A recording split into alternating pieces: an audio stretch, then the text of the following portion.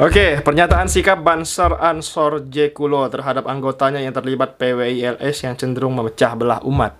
Jadi, entah dibayar berapa anggota Banser sehingga berbelok menjadi anggota PWI, Laskar PKI, teman-teman. Kita lihat videonya. Sahabat-sahabatku, kader-kader Ansor dan Banser Ranting Jekulo yang saya banggakan, serta seluruh masyarakat Jekulo yang kami cintai. Iya.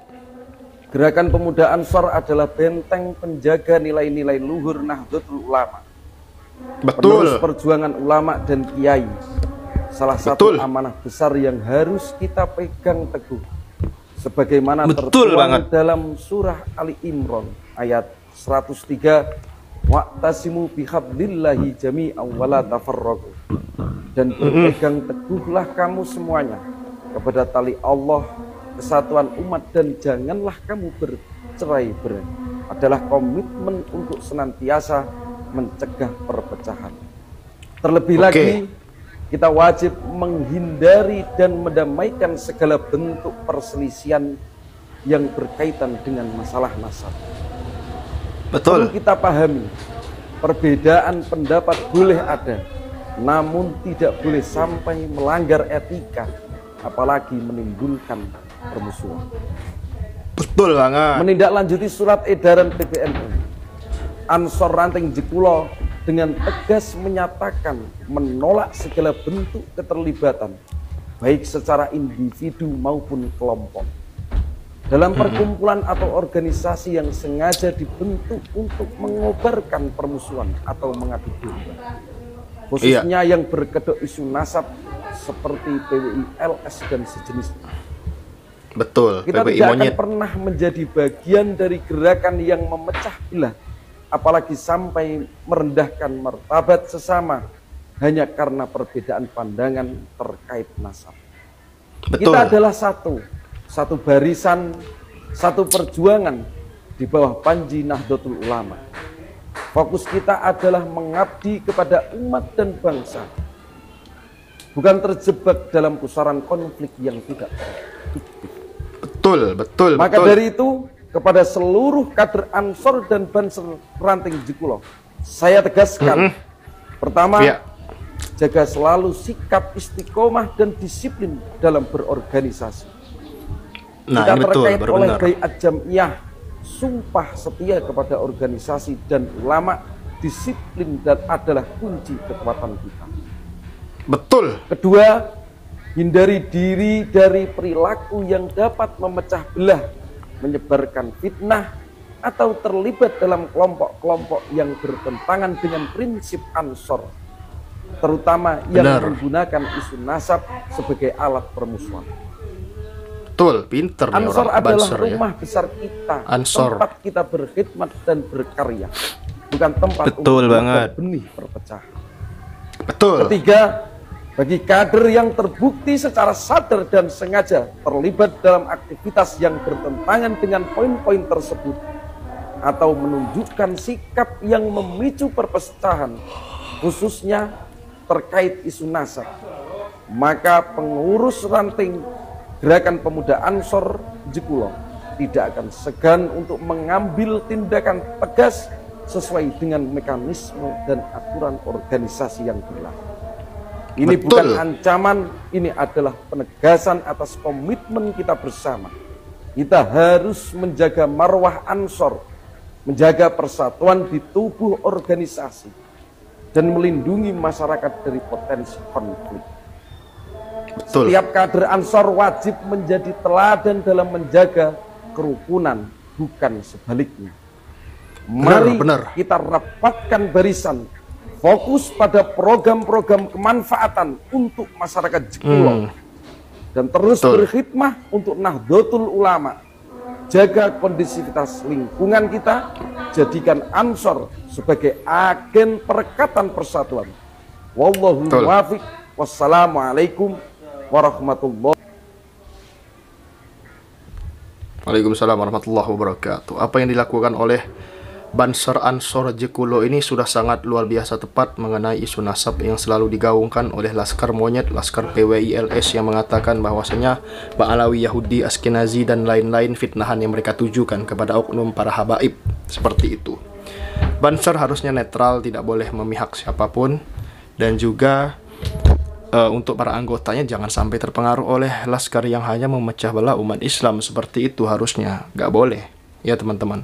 Ini sudah sangat tepat sekali pernyataan sikap Banser Ansor Jekulo terhadap anggotanya yang terlibat PWI-LS atau bergabung dengan PWI-LS, anggota organisasi yang memecah belah umat Islam. Seperti itu, yang cenderung memecah belah umat. Ya, PWI ya tugasnya cuma memecah belah umat saja, kawan-kawan semua. Nauzubillah summa nauzubillah min zalik. Mari kita lihat video selanjutnya. Itu berasal dari Yaman. Akhirnya Nabi Ismail itu menikah dengan suku Jurhum tersebut, dan akhirnya lahirlah keturunan beliau, dan diantaranya adalah Nabi Muhammad SAW. Makanya akhirnya Rasulullah SAW itu disebutkan juga beliau adalah Al-Yamani. Itu beliau adalah Nabi yang berasal dari Yaman. Istri Ismail itu bernama Fatimah. Fatimah itu bukan orang Yaman. Fatimah itu bukan orang Hadramaut. Fatimah itu bukan orang dari suku Jurhum. Mukimat ya selalu seperti ini teman-teman semua. Videonya ya.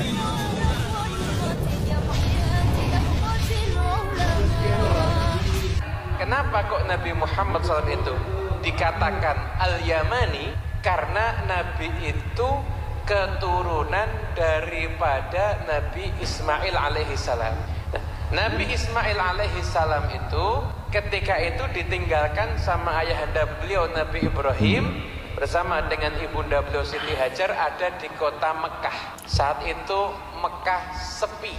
Kemudian akhirnya singkat cerita terjadilah proses bagaimana munculnya air Zam-Zam. Nah setelah itu karena ada air, makanya kemudian burung-burung kan berdatangan. Nah suku-suku kan akhirnya cari tempat di mana ada sumber air. Karena sumber airnya itu punyanya Siti Hajar dan Nabi Ismail, akhirnya mereka semuanya mau tidak mau seakan-akan kalau ngambil di situ ya mau nggak mau ngasih hadiah pada Siti Hajar dan Nabi Ismail alaihissalam. Dan di antara suku yang datang itu adalah suku Jurhum. Dan suku Jurhum itu berasal dari Yaman. Akhirnya Nabi Ismail itu menikah dengan suku Jurhum tersebut, dan akhirnya lahirlah keturunan beliau, dan diantaranya adalah Nabi Muhammad SAW. Makanya akhirnya Rasulullah SAW itu disebutkan juga beliau adalah Al-Yamani. Itu beliau adalah Nabi yang berasal dari Yaman. Lihat di dalam kitab Kejadian atau Sefer Bereshit pasal 21 ayat 21. Ini kajian filologi. Kajian filologi itu menakutkan banyak orang. Karena apa? Harus konsisten. Ketika ini mengatakan A, di sini harus A. Kalau di sini mengatakan B, di sini harus B. Tidak boleh orang berkata di sini A, di sini jadi B. Dan basisnya apa? Manuskrip. Basisnya apa? Dokumen. Ini saya tunjukkan yang teks aslinya. Wa Yesef demit barparan. Wa tikah lo immo isya me'eretz mitrayim. Wa Yosef, dan dia tinggal. Dia di sini yang dimaksud Ismail. Bemidbar, di padang gurun Haran. Jadi padang gurun Haran. Wetikah lo, dan telah mengambil untuknya. Siapa yang telah mengambil untuknya?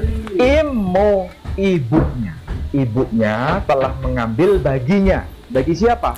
Bagi Ismail. Apa? Isya, seorang perempuan, bukan dua orang ya. Me'eretz Mitzrayim, seorang perempuan dari tanah Mesir. Ini kalimat kunci bahwa ibunya telah mengambil satu orang perempuan dari tanah Mesir. Sedangkan di sini ada yang disebut Targum Yonatan ben Uziel. Juga ada Targum Yerusalmi. Jadi Targum Yerusalmi. Pusing kepala gua dengerinnya. Ini pakai kitabnya Israel lagi. Tolol ya kawan-kawan semua. Sumbernya dari kitab Israel, bayangkan. Gimana? Aduh, ahli filologi tapi sumbernya dari kitab Israel. Malas gue dengarnya kawan-kawan. Dia bisa aja menebak-nebak ya kawan-kawan. Artinya, karena kita nggak paham artinya. Kan bukan bahasa Arab, seperti itu. Tolol lah intinya. Ya, Mukimat selalu seperti ini kawan-kawan semua. Ada dalam framingnya ya, seperti itu.